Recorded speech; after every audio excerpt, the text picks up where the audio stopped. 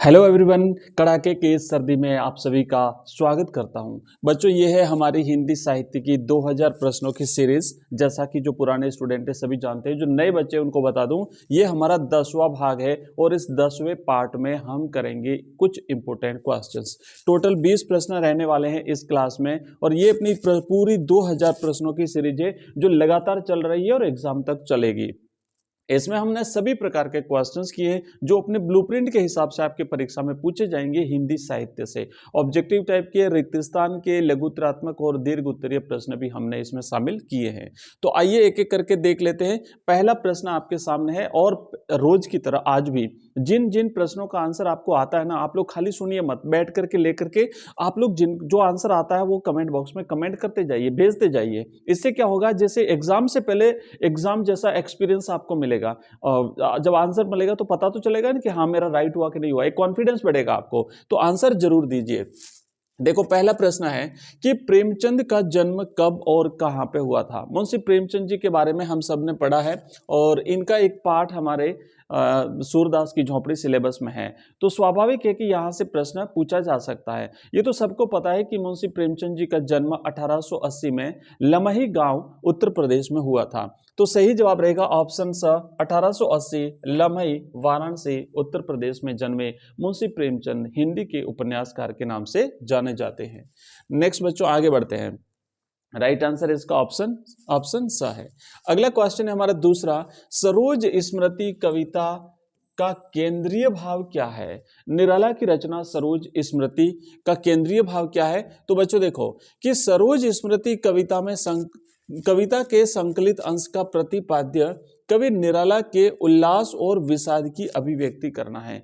एक तरफ तो जब उसका विवाह हुआ था तो वो पल याद करके थोड़ा उल्लास भी हो रहा है, लेकिन चूंकि सरोज की मृत्यु हो चुकी है तो कवि यहाँ पे विषाद में है, गहरे दुख में है। और इसीलिए तो कवि कहता है ना कि तू ही तो एक मेरा एकमात्र सहारा थी, अब मैं किससे कहूं अपना दुख। तो कवि गहरी निराशा में तो है। लेकिन प्रश्न क्या है कि इसका केंद्रीय भाव क्या है। अभी तो खाली मैं आपको बता रहा हूं, जानकारी दे रहा हूं। केंद्रीय भाव क्या है, देखो इस कविता में करुण भाव की प्रधानता है। एक प्रकार से सुनकर के दुख की अभिव्यक्ति होती है। इसमें पुत्री सरोज के विवाह को लेकर प्रसन्नता और उसका उचित लालन पालन न कर पाने की वेदना व्यक्त हुई है। कन्या के असामयिक निधन पर कवि ने वेदना विषाद व्यक्त करके इसकी मार्मिक अभिव्यंजना की है।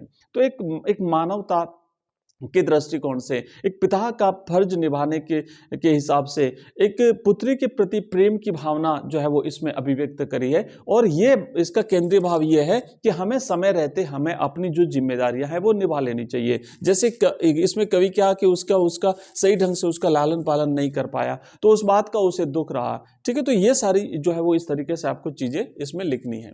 नेक्स्ट प्रश्न है, आगे बढ़ते दूसरा प्रश्न, अगला तीसरा प्रश्न है कि काव्य दोष के प्रकार बताइए। देखो भाई, काव्य गुण के तो 3 प्रकार है ना। काव्य गुण कितने प्रकार के होते हैं कि 3 प्रकार के होते हैं, प्रसाद गुण, ओज गुण और माधुर्य गुण। लेकिन काव्य दोष कितने प्रकार के होते हैं। तो काव्य दोष भी वैसे तो कहीं 3 प्रकार के बताए गए हैं, कहीं 4 प्रकार के बताए गए हैं। और फिर जब हम इनको पढ़ते हैं तो अलग अलग जो 4 प्रकार है उसमें से भी कई प्रकार के भिन्न भिन्न है। तो 3 प्रकार के या 4 प्रकार के पहले तो मैं बता देता हूँ। शब्दगत दोष, रसगत दोष और जो दोष है उसमें अर्थगत दोष। ऐसे जो है वो 3 दोष मेन रूप से माने गए हैं। तो देखो कि काव्य दोषों की कोई निश्चित संख्या नहीं है, कहीं पर 3, कहीं पर 4, कहीं पर ज्यादा बताएं। काव्य के अर्थ को समझने में सामान्यतः 4 प्रकार की बाधाएं आती है। अब दोष किसे कहते हैं कि जहां पे काव्य के अर्थ को समझने में हमें कठिनाई उत्पन्न हो जाए तो वो काव्य का दोष कहलाता है। तो यह 4 प्रकार के दोष बताए हैं और यहाँ पे 4 प्रकार के दोष है। उसमें एक तो होता है शब्दगत दोष, दूसरा होता है वाक्यगत दोष, तीसरा होता है रसगत दोष और चौथा होता है अर्थगत दोष। तो ये 4 प्रकार के दोष जो है वो महत्वपूर्ण है। काव्यार्थ की व्यंजना में आने वाली बाधाएं इससे ही संबंधित होती है। इनको शब्द दोष, वाक्य दोष, रस दोष और अर्थ दोष कह सकते हैं। अब उसके बाद जैसे मान लीजिए शब्द दोष, अर्थ, इन सबको मिलाकर के उसमें भिन्न भिन्न प्रकार के होते हैं। जैसे क्लिष्टत्व दोष है, अगर कोई शब्द कठिन है तो वो शब्द दोष में जाएगा। कठिन शब्द है जो समझ में नहीं आ रहा है तो उसमें उसको क्लिष्टत्व दोष माना गया है। इसी तरीके से जैसे ग्राम्यत्व दोष, अक्रमत्व दोष, अधिकत्व दोष, निम्नत्व दोष, है ना, ऐसे कई सारे दोष जो है, तो हम ऐसे एक एक करके रेगुलरली प्रत्येक टॉपिक से, जो अपने सिलेबस में जो जो टॉपिक है, प्रत्येक टॉपिक से हम एक दो प्रश्न शामिल करते हैं, ताकि आपका क्या सारे जो टॉपिक है उनका रिवीजन भी हो जाए और इंपॉर्टेंट प्रश्न भी आपको याद हो जाए, और परीक्षा में निश्चित रूप से इसमें से मिलेंगे। टोटल 2000 क्वेश्चंस हैं। तो ये जो आपको क्या करना है कि इस क्लास को बाकी बच्चों के साथ भी शेयर करना है। दूसरा मैं बता दूं कि जो कंप्लीट अपनी क्लास है, ये जो 2000 प्रश्नों की सीरीज है, ये अपने ऐप में मिल जाएगी। अपना ऐप है बच्चों एजुकेशन राइज, EDUCATION। जो नए बच्चे हैं उनको बता देता हूं कि अपना ऐप है, इस ऐप में आपको ये 2000 प्रश्नों की जो सीरीज है पूरी की पूरी वो मिल जाएगी।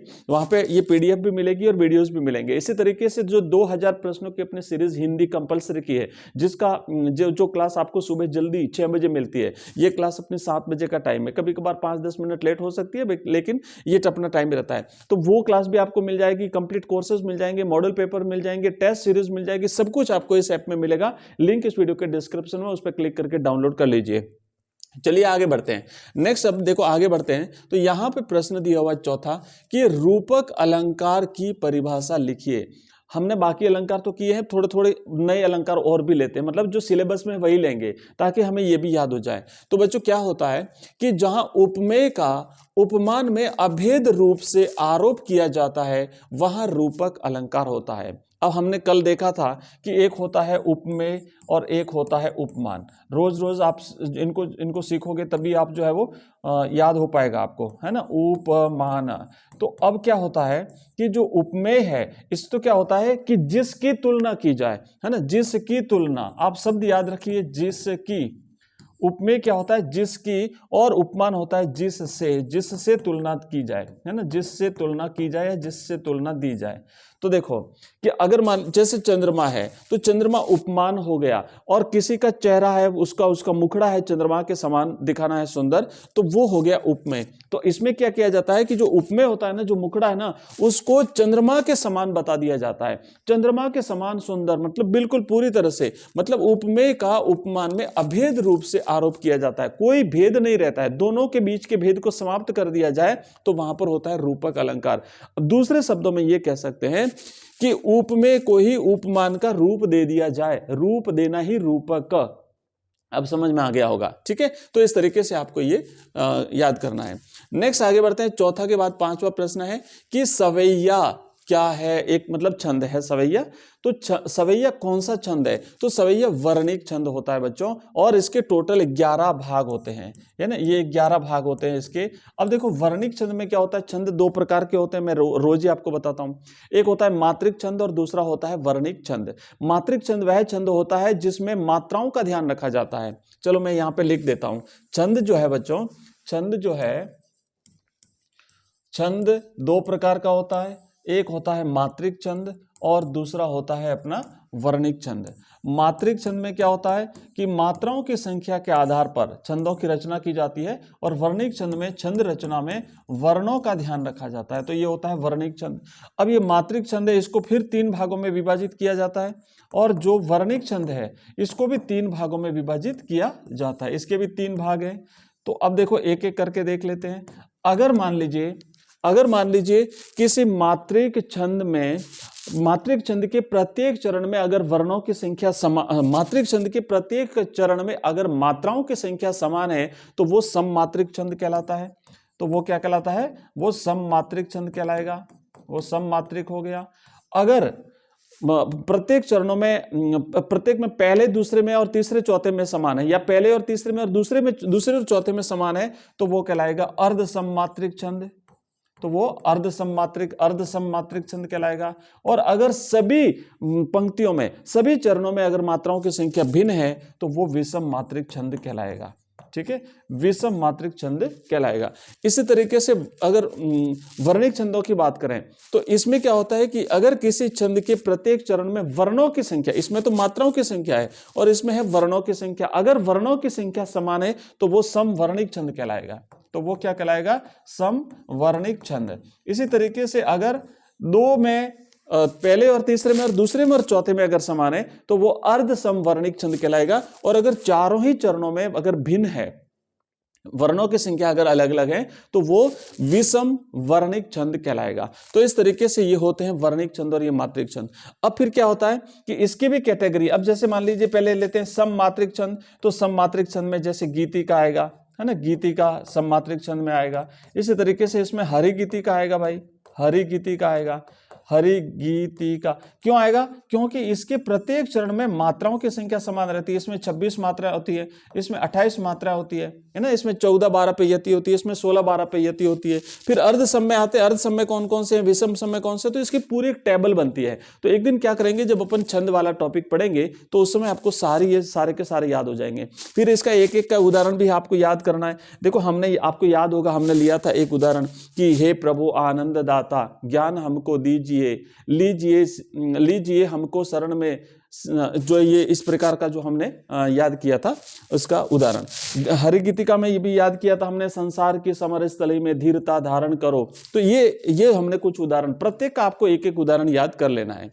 आइए आगे बढ़ते हैं, नेक्स्ट पेज पे चलते हैं। अगला हमारा छठा प्रश्न है कि सवैया छंद के भेद कितने माने गए हैं। तो अभी मैंने बताया इसके 11 भेद माने गए हैं। सवैया जो छंद है ये एक वर्णिक छंद है और इसके 11 भेद माने गए हैं।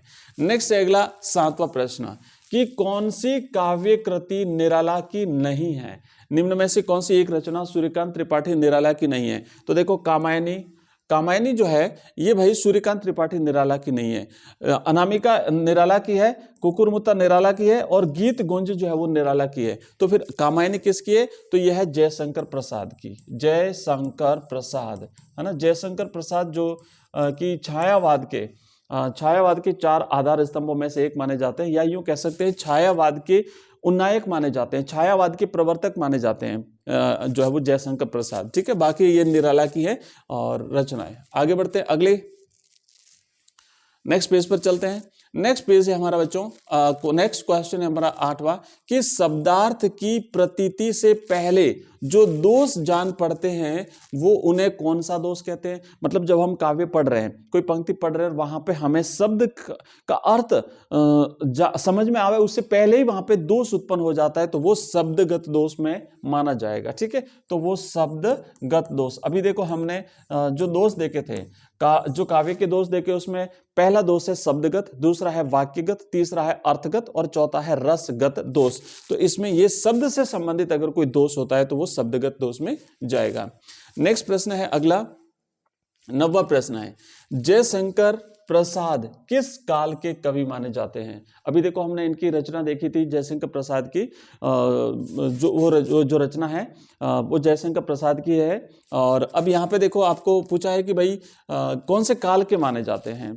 तो जयशंकर प्रसाद जो है ना, इनकी प्रसिद्ध रचना का नाम है बच्चों कामायनी। अभी हमने देखा था ना कामायनी, अभी मैं बताता हूँ। देखो अब क्या होता है कि आदिकाल, जो हिंदी साहित्य के अगर काल विभाजन को देखें तो सबसे प्राचीन काल है वो आदिकाल माना जाता है। उसके बाद फिर भक्ति काल आता है, फिर रीति काल आता है और फिर आता है आधुनिक काल।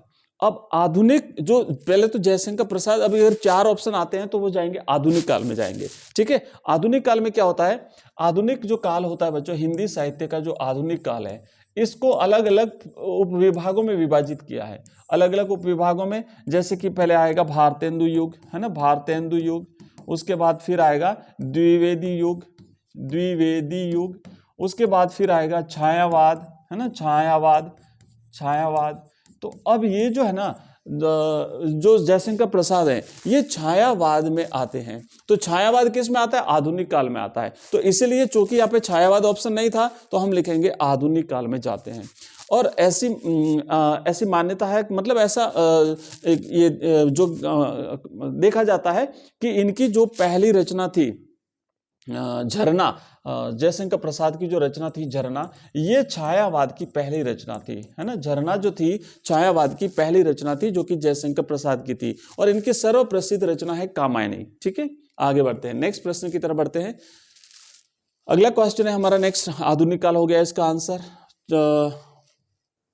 हाँ, 10वां प्रश्न है कि सामान्य लेखन का कौन सा सर्वमान्य विषय, सामान्य लेखन का कौन सा सर्वमान्य विषय विशेष लेखन पर भी लागू होता है? दो प्रकार का लेखन होता है, एक तो सामान्य लेखन, एक होता है विशेष लेखन। विशेष लेखन जो किसी क्षेत्र विशेष से, जैसे खेल जगत, चिकित्सा जगत, व्यापार जगत, अपराध जगत, तो वो विशेष लेखन हो गया। तो कौन सा ऐसा नियम है जो सामान्य जो लेखन होता है उसमें भी लागू होता है, विशेष लेखन में भी वो नियम लागू होता है? तो सामान्य लेखन का एक विषय कौन सा? सरल और समझ का नियम, कि भाई भाषा सरल होनी चाहिए और समझ में आने जैसी होनी चाहिए। यह नियम विशेष लेखन पर भी लागू होता है। नेक्स्ट क्वेश्चन, आगे बढ़ते हैं अगले प्रश्न की तरफ, और यह है हमारा 11वां प्रश्न। क्या लिखा है कि लता प्रतान के बीच एक मूर्ति दिखाई पड़ी, पंक्ति में मूर्ति से क्या आशय है? किसकी मूर्ति की बात हो रही है? आपको याद होगा कि आचार्य शुक्ल अपने मित्र मंडली को लेकर के जब पहली बार बद्रीनारायण चौधरी प्रेमघन को देखने के लिए जब उनके घर के सामने नीचे जब खड़े थे तो सब कुछ खाली दिखाई दे रहा था, लेकिन थोड़ी ही देर के बाद वो क्या देखते हैं कि ऊपर बरामदे में, ऊपर के भाग में, छत के ऊपर, वहां पे जो खंभों के बीच में एक व्यक्ति दिखाई दिया, एक मूर्ति दिखाई दी, जो कि लता प्रतान के बीच में, लताएं जो बेले थी उसके बीच में दिखाई दी थी। वो मूर्ति थी किसकी भाई? बद्रीनारायण चौधरी प्रेमघन की। तो आंसर क्या है? चौधरी साहब का साक्षात रूप, चौधरी साहब की अपनी मूर्ति, आचार्य शुक्ल का मूल मूर्ति रूप, या भारतेंदु जी का अपना मूल रूप? तो आचार्य चौधरी साहब का साक्षात रूप, मतलब खुद वहां पे खड़े थे, वो स्वयं वहां पे उपस्थित थे। तो इस प्रश्न का सही जवाब रहेगा ऑप्शन अ। चौधरी साहब वहां पे खड़े थे और इनको ही इन्होंने मूर्ति रूप में कहा है। नेक्स्ट प्रश्न है कि समाचार लेखन की श्रेष्ठ शैली कौन सी है? समाचार उल्टा पिरामिड शैली में लिखा जाता है, तो स्वाभाविक है कि इसकी जो श्रेष्ठ शैली है वो बच्चों उल्टा पिरामिड शैली होती है। ठीक है, सीधा पिरामिड नहीं, व्याख्यान शैली नहीं, विवेचना नहीं, उल्टा पिरामिड शैली। अब उल्टा पिरामिड में क्या होता है कि बच्चों पिरामिड को उलट दिया जाता है ना, ये जैसे पिरामिड है तो ये उल्टा पिरामिड शैली हो गई। अब ऊपर से चौड़ा क्यों है? क्योंकि जो महत्वपूर्ण चीजें होती है वो पहले ऊपर लिखी जाती है, फिर धीरे धीरे घटते उसके महत्व क्रम के हिसाब से ऐसे लिखी जाती है। और इसके भी क्या होता है, इसके 3 भाग होते हैं। पहला होता है इंट्रो, इंट्रो का मतलब होता है मुखड़ा जिसे हिंदी में कहते हैं। ठीक है, तो ये तो हो गया इंट्रो। उसके बाद फिर क्या होता है? इंट्रो हो गया। दूसरा होता है बॉडी, मुख्य बॉडी है ना, बॉडी यानी जो मध्य भाग होता है, और लास्ट में आता है समापन। तो इस तरीके से इस उल्टा पिरामिड शैली के ये 3 भाग होते हैं। नेक्स्ट प्रश्न की तरफ आगे बढ़ते हैं।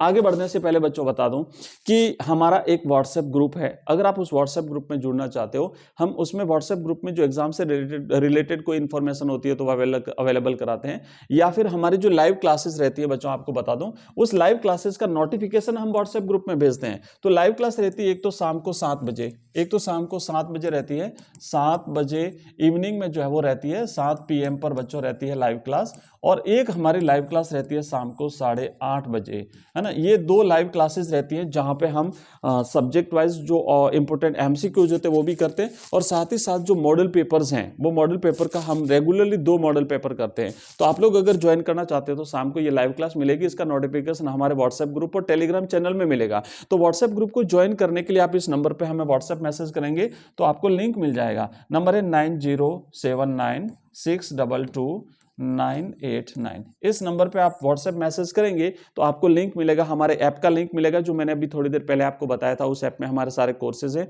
आप वहां जाके जो भी कोर्स आपको देखना देख सकते हैं। हमारी वेबसाइट का लिंक मिलेगा, साथ ही साथ हमारे जो व्हाट्सएप ग्रुप हैं, टेलीग्राम चैनल हैं, हमारे कोर्सेज हैं, प्लेलिस्ट हैं, इन सब का लिंक आपको मिल जाएगा। तो जो आपको जहां जाना है वहां पे आप जा सकते हैं, जो चीज आपको पढ़नी है वहां से पढ़ सकते हैं। आइए आगे बढ़ते हैं नेक्स्ट क्वेश्चन की तरफ। और प्रश्न है कि हाँ, ये हो गया प्रश्न। 13वां प्रश्न है, उल्टा पिरामिड शैली होगी। 13वां प्रश्न है, पत्रकारीय लेखन के लिए कच्चा माल किसके जरिए एकत्रित करते हैं? अब जब पत्रकार को लिखना होता है समाचार पत्र में तो वो सामग्री कहां से लाएगा, लिखेगा तो वो चीजें कहां से मिलेगी उसे? तो ऑप्शन 1 है कि भाई साक्षात्कार या इंटरव्यू से प्राप्त करता है, स्तंभ से प्राप्त करता है, फीचर से प्राप्त करता है, या उपरोक्त सभी से प्राप्त करता है। तो बच्चों ये फीचर और स्तंभ और फीचर ये तो खुद ही उसे लिखने पड़ते हैं, यहां से कैसे प्राप्त करेगा? तो वो क्या करता है, वो साक्षात्कार लेगा, वो इंटरव्यू लेगा, और इस इंटरव्यू से ही वो अपनी सामग्री एकत्र करता है, उसी से वो स्तंभ लिखता है, उसी से वो फीचर लिखता है, उसी से जो है वो समाचार लिखता है, उसी से वो इंटरव्यू छापता है। तो सारी चीजों के लिए उसे या तो साक्षात्कार लेना पड़ेगा, इंटरव्यू लेना पड़ेगा अपना सामान इकट्ठा करने के लिए। चलिए आगे बढ़ते हैं नेक्स्ट क्वेश्चन की तरफ, और यह है चौथा प्रश्न। चौथा प्रश्न है कि पत्रकार कितने प्रकार के होते हैं? तो देखो भाई, पत्रकार 3 प्रकार के होते हैं। एक होता है पूर्णकालिक पत्रकार, है ना, पूर्णकालिक पत्रकार। पूर्णकालिक का मतलब होता है जो एक प्रकार से परमानेंट सर्विस में होते हैं, है ना, उनकी नौकरी के समान, जैसे नौकरी होती है, फिक्स जो उनको पेमेंट मिलता है, हर महीने का जो वेतन है वो मिलता है। दूसरे होते हैं अंशकालिक पत्रकार, है ना, अंशकालिक पत्रकार। तो ये क्या करते हैं, ये कुछ समय, अंशकालिक पत्रकार होते हैं भाई, अंशकालिक, ये है पूर्णकालिक पत्रकार।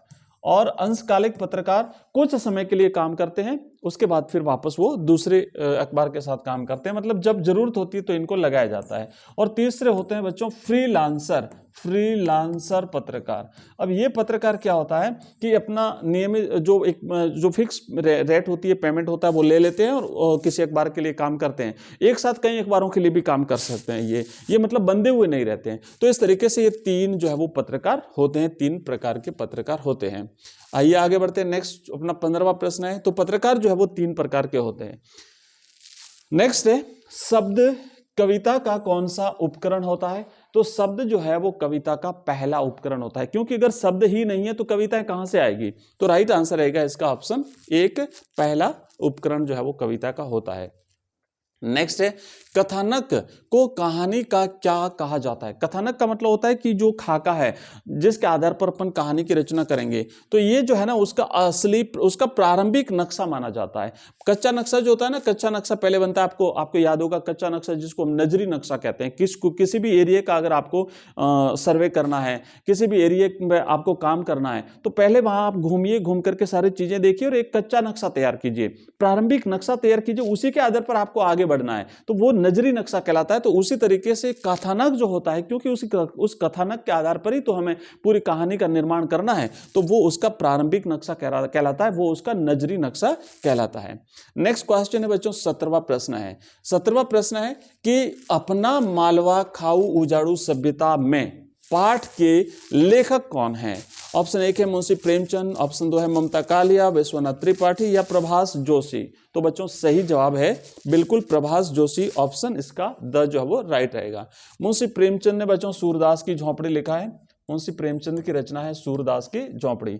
ममता कालिया ने दूसरा देवदास लिखा है, दूसरा देवदास जो है वो लिखा है। और प्रभास जोशी जो है जिन्होंने लिखा है अपना मालवा खाऊ उजाड़ू सभ्यता में। याद रखिएगा, सारी चीजें आपको याद रखनी, परीक्षा में ऐसे ही प्रश्न पूछे जाएंगे और उस समय जब परीक्षा में बैठोगे तब आपको याद आएगा कि हाँ हमने ये प्रश्न पढ़े थे। नेक्स्ट प्रश्न है, देवसेना का गीत में देवसेना की किस अवस्था का चित्रण किया गया है? जो देवसेना का गीत है उसमें वो किस अवस्था में है जब उसका वर्णन किया जा रहा है? बाल्यावस्था में है, युवावस्था में है, प्रौढ़ावस्था में है या वृद्धावस्था में है? तो भाई इसका राइट आंसर रहेगा ऑप्शन द, वो उस समय वृद्धावस्था में है। और कहा वो उसमें लिखा भी है ना कि वो वृद्धावस्था में पर्णदत्त की झोंपड़ी में वहां पर रह करके भिक्षा मांग करके अपना जीवन यापन करती है। तो ये राइट आंसर है वृद्धावस्था। और वो कहाँ उसकी झोंपड़ी में थी? पर्णदत्त की झोंपड़ी में रह करके वो अपना जीवन यापन करती थी, भिक्षा मांग करके अपना पेट भरती थी। नेक्स्ट क्वेश्चन है बच्चों 19वां प्रश्न है कि प्रेमचंद ने लेखन की शुरुआत कौन सी भाषा से की थी? उर्दू से की थी, हिंदी से की थी, संस्कृत से की थी या फिर अंग्रेजी की थी? तो देखो शुरुआत तो करी थी उन्होंने उर्दू भाषा से। उर्दू भाषा में भी वो नवाब राय के नाम से लिखते थे, उनका पहले नाम था नवाब राय, है ना, नवाब राय के नाम से ये उर्दू में लिखते थे और बाद में फिर ये मुंशी प्रेमचंद के नाम से जाने गए हैं और हिंदी उपन्यास सम्राट के नाम से जाने जाते हैं। तो पहले उर्दू में शुरुआत करी थी नवाब राय के नाम से। नेक्स्ट क्वेश्चन है अपना, और आज की इस क्लास का अंतिम प्रश्न है 20वां, नर्मदा पर बांध बनाए जा रहे बांध को संज्ञा दी गई है। जो नर्मदा नदी पर जो बांध बनता है अपना मालवा खाऊ उजाड़ू सभ्यता पाठ में, वहां पे प्रभास जोशी जिसके लेखक हैं उन्होंने बताया है कि वहां पे जो बांध बन रहा है उसका नाम क्या दिया? औद्योगिक बांध, धार्मिक बांध, राक्षसी बांध या उपयुक्त सभी? तो बच्चों राइट आंसर रहेगा इसका, उन्होंने इसे राक्षसी बांध नाम दिया है ना, राक्षसी बांध जो है वो उसे कहा है। तो इसका सही जवाब रहेगा ऑप्शन स, राक्षसी बांध। तो बच्चों ये थे अपने आज के क्वेश्चंस जो हमने किए हैं 20 प्रश्न, और इसका नेक्स्ट भाग जो है 11 नंबर भाग वो आपको कल मिलेगा। तो ये अपनी क्लास रहती है एवरीडे सुबह 7 बजे आपको हिंदी साहित्य की क्लास मिलती है। और इसी तरीके की क्लास मैंने पहले भी बता दिया 6 बजे मिलती है हिंदी कंपलसरी की, जिसमें भी हम इसी टाइप के क्वेश्चंस करते हैं।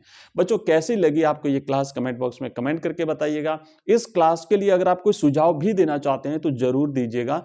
और बाकी जो क्लास है जिसका टाइम मैंने आपको बता दिया है कि हम फिलहाल 2 कैप्सूल सीरीज हमारे चलते हैं, हिंदी साहित्य का शाम को 5 बजे और इंग्लिश कंपलसरी का शाम को 7:30 बजे। तो उस कैप्सूल सीरीज में हम पहले उसकी समरी पढ़ते हैं, फिर उस टॉपिक से जिस प्रकार के प्रश्न पूछे जाने हैं ऑब्जेक्टिव टाइप के, साथ ही साथ लघु उत्तरात्मक, दीर्घ उत्तरीय, या फिर अगर उसमें से व्याख्या पूछी जानी है तो हम सप्रसंग व्याख्या भी करते हैं। तो इस तरीके से कंप्लीट ओवरऑल आपका रिवीजन करवा रहे हैं। और टोटल पर डे हमारी 6 क्लासें आती है बच्चों, 2 मॉर्निंग में और 4 क्लासें इवनिंग में। 4 क्लासें इवनिंग में, उसमें से 2 कैप्सूल सीरीज हैं और 2 अपनी लाइव क्लासेस हैं। बोर्ड एग्जाम्स तक आपकी कंप्लीट इसी तरीके से हम करवाएंगे प्रिपरेशन। आपसे रिक्वेस्ट रहेगा क्लास को अगर आपने लाइक नहीं किया तो लाइक जरूर करिएगा और अपने मित्रों के साथ शेयर जरूर करिए। थोड़ा सा अगर किसी का भला हो सके तो करिए, ताकि वो बच्चे भी इस क्लास में जुड़ करके अपनी इस प्रिपरेशन को जो है वो अंतिम रूप में ले जा सकें। तो मिलते हैं अगली क्लास में, तब तक के लिए जय हिंद, जय भारत।